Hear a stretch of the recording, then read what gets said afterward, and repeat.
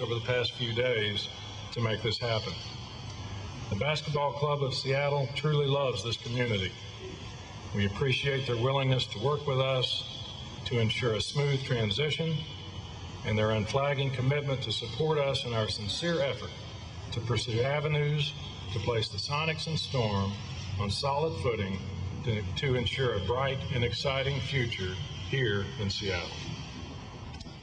Thank you, Clayton, and congratulations to you and your partners with the professional basketball. Well, there you have it. That's Clayton Bennett. Of course, Clay is from Oklahoma City, the president of Dorchester Capital, and as we bring it back here, he is now part of the new ownership group of the Seattle Supersonics. A lot of things come to mind for me. First of all, you heard, and we knew this was going to happen. We were told ahead of time that Clay Bennett would announce the intentions of the Professional Basketball Club, that's the name of the ownership group, to keep the teams, the Seattle Supersonics and the WNBA Seattle Storm, in the Seattle area. But you heard the caveat. If they can get a new arena built. And again, the old ownership group is selling the franchise because they could not get that to happen. And this new ownership group from Oklahoma City is not interested at all in refurbishing Key Arena where the Sonics currently play. So they basically have a year. They have a year. They've told the Seattle Supersonics they'll negotiate in good faith for a year to hope that the state of Washington, maybe the city of Bellevue, a suburb of Seattle, or Renton, another suburb, come up with a brand new arena proposal, which then indeed would keep the Sonics there, even though they're owned by the Oklahoma City group.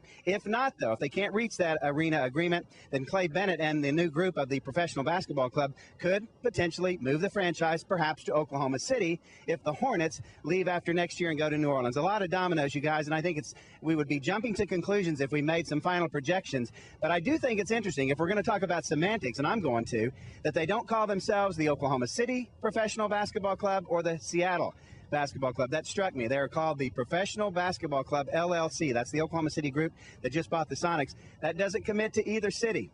Who knows if that'll come into play later on. That's the latest from Seattle. We'll send it back to you guys and have a lot more on this breaking story with an Oklahoma group entering into an NBA ownership agreement. All right, thank you, Bobby. I'm sure they thought about that name before it came out. Yeah, a lot going on. Exactly. And another big story we're following, the sweltering deadly heat. More on that coming up after this short break.